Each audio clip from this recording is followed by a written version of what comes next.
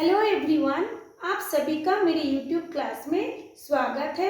आज हम बताएंगे आपको एस ब्लॉक के एलिमेंट के बारे में। आप सभी कोई जानते हैं कि एस ब्लॉक के जो एलिमेंट होती है वो आवर्त सारणी के एस ब्लॉक में रखा जाता है, लेकिन हम आपको ये बताएंगे कि वो सारे तत्वों को एस ब्लॉक में क्यों रखा गया है और इसका सूत्र क्या है, इसका लक्षण क्या है, इसका इलेक्ट्रॉनिक विन्यास क्या है।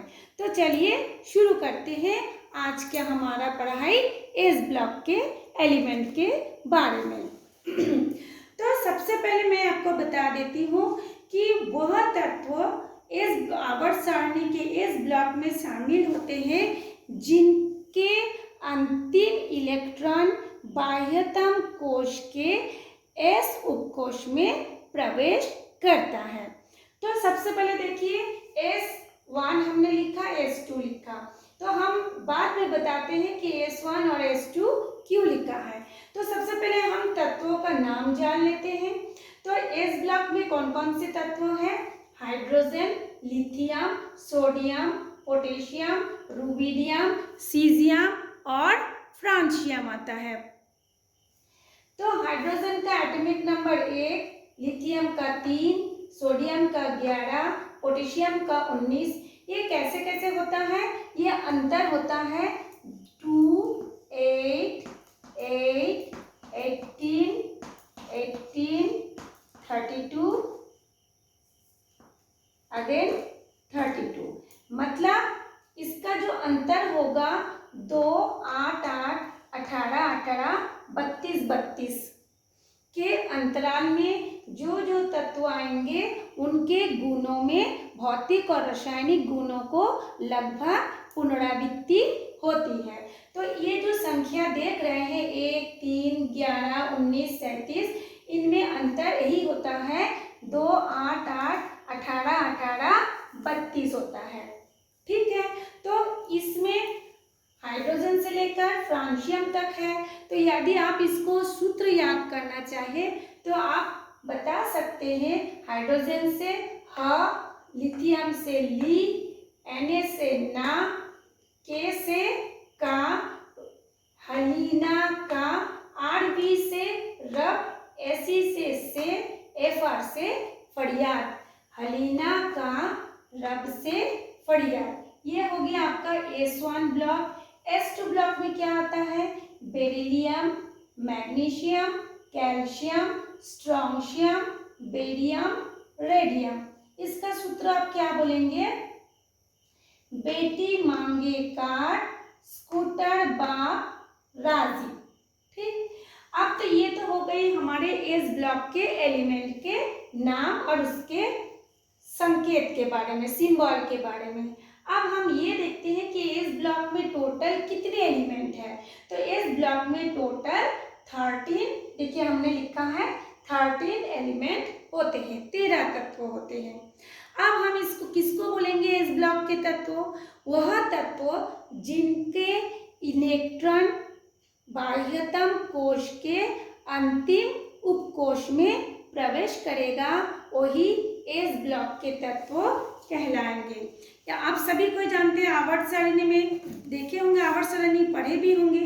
तो आवर्त सारणी में एस ब्लॉक के वही तत्व शामिल होते हैं जिनमें अंतिम इलेक्ट्रॉन बाह्यतम ऊर्जा कोश के एस उपकोश में भरे जाते हैं और इसमें अधिकतम 2 इलेक्ट्रॉन हो सकता है और कम से कम 1।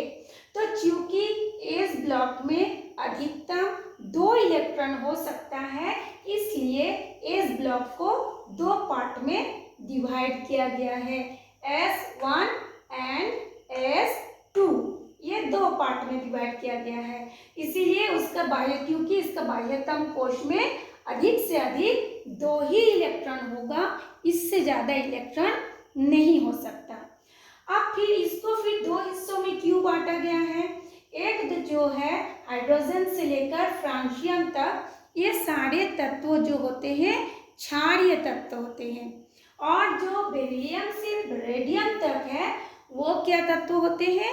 क्षारीय मृदा तत्व होते हैं, है ना। तो ये जो S1 और S2 है, इनमें क्या विशेषताएं हैं, ये तो हमने आपको बताया कि एक क्षारीय धातु होती है और एक क्षारीय मृदा धातु होते हैं। अब हम जाते हैं इसकी सूत्र के ऊपर। इसकी जो सूत्र होती है वो होता है NS⁻1 से लेकर 2। बहुत लोग इसको बोलते हैं 1-2, यानी 1-2। ये माइनस नहीं है, ये है से। जैसे हम लोग बोलते हैं ना 2 से 4, 4 से 5, 5 से 6, उसी तरह से इसका जो सूत्र होती है NS1 से लेकर के 2, यानी 1 भी हो सकता है, 2 भी हो सकता है।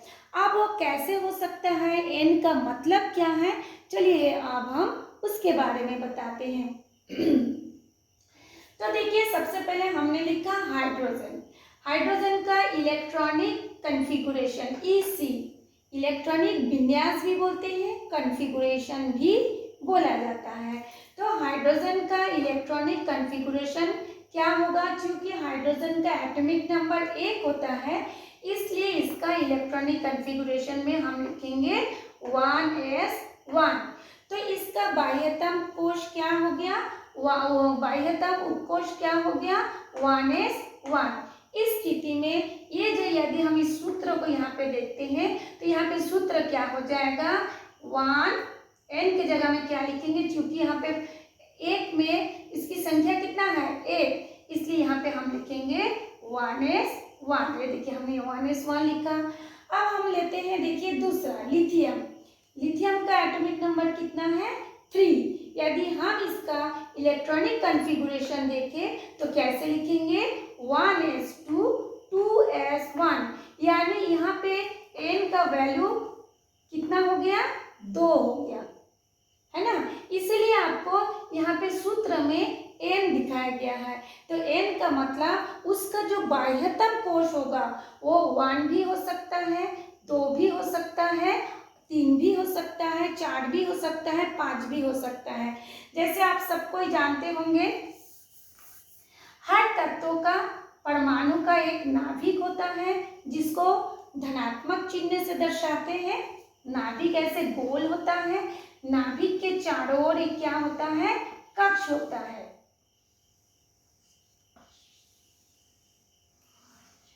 तो इस कक्ष में 1 2 3 इसी तरह से 4 5 ऐसे कक्ष होता है, और दोनों कक्ष के बीच में क्या होता है, कक्षक होती है, जिस कक्षक का नाम है S P D और F, है ना, जिसको हम लोग उपकोश भी बोलते हैं। इसको हम लोग, ये कक्ष को कोश बोलते हैं, उसको हम लोग उपकोश भी बोलते हैं।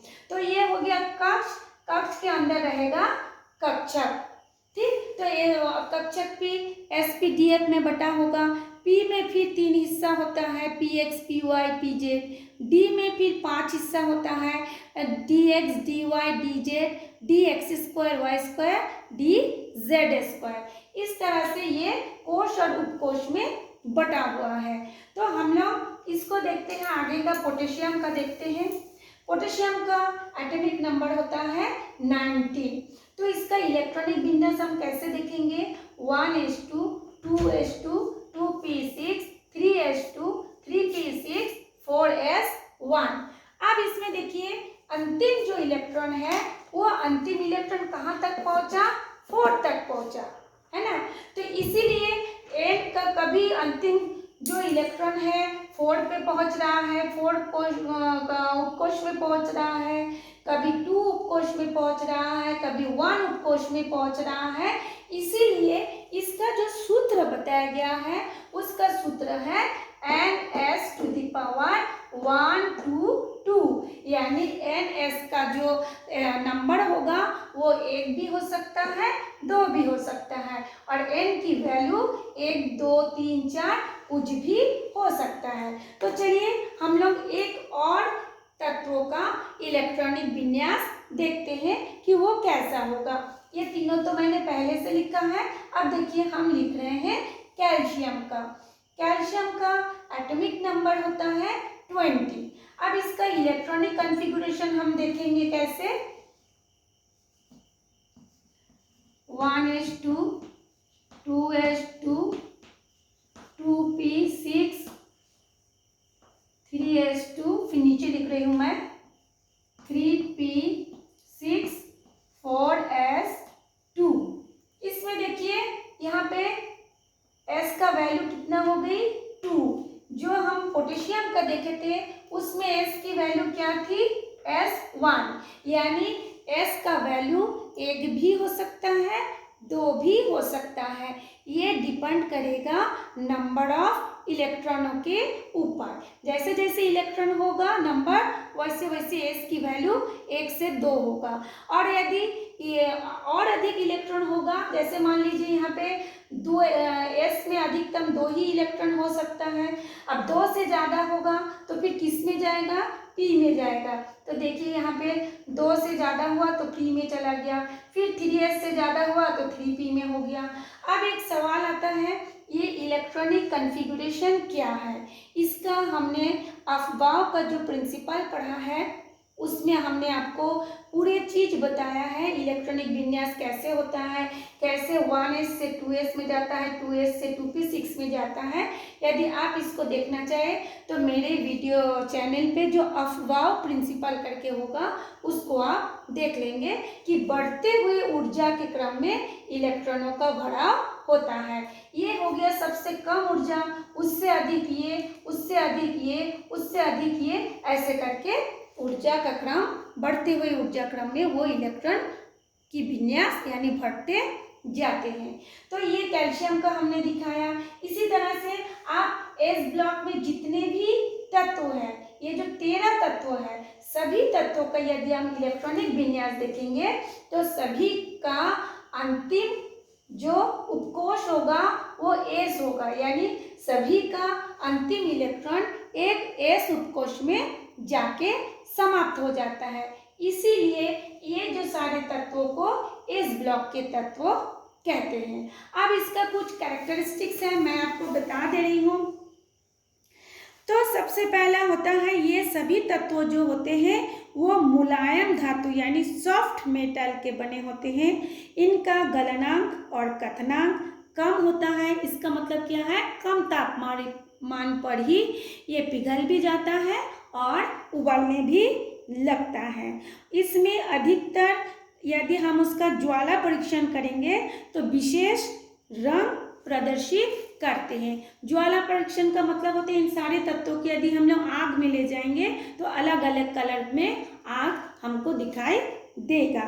और एक बात होती है इसकी जो क्या बोलते हैं ऑक्सीकरण अवस्था।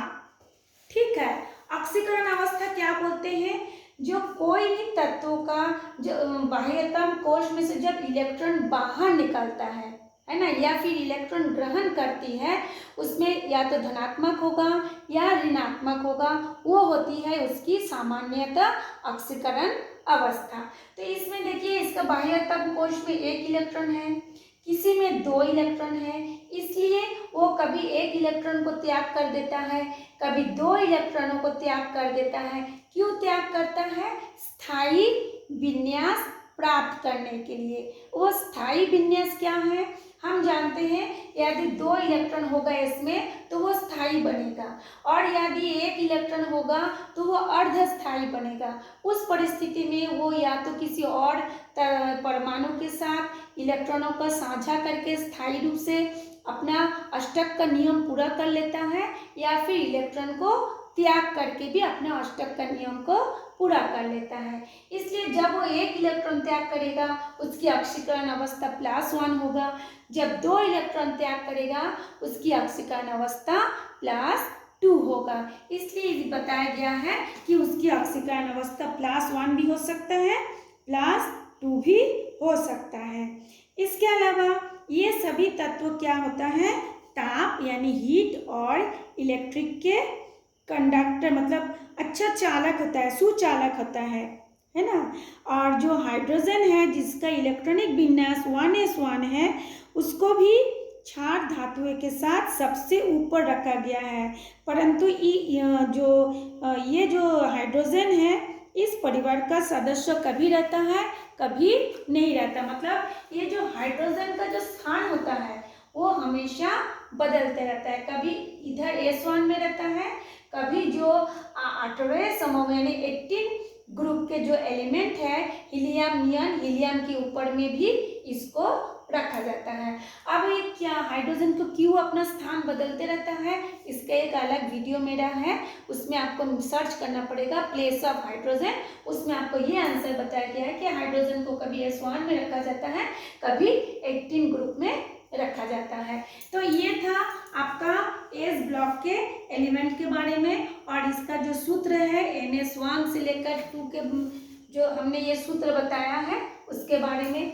इसके बाद आपको जो P ब्लॉक और D ब्लॉक के जो सूत्र हो गए या F ब्लॉक के जो सूत्र होगा और उसकी जो कैरेक्टरिस्टिक्स होगा हम एक एक करके आपको बताते जाएंगे। तो आज इतना ही था आपका एस ब्लॉक। यदि आपको समझ में आया तो लाइक कर दीजिए, और अगर इससे रिलेटेड कुछ क्वेश्चन पूछना है आप मेरे कमेंट्स में पूछ सकते हैं। तो आज के लिए इतना ही, हम नेक्स्ट पीरियड में मिलते हैं।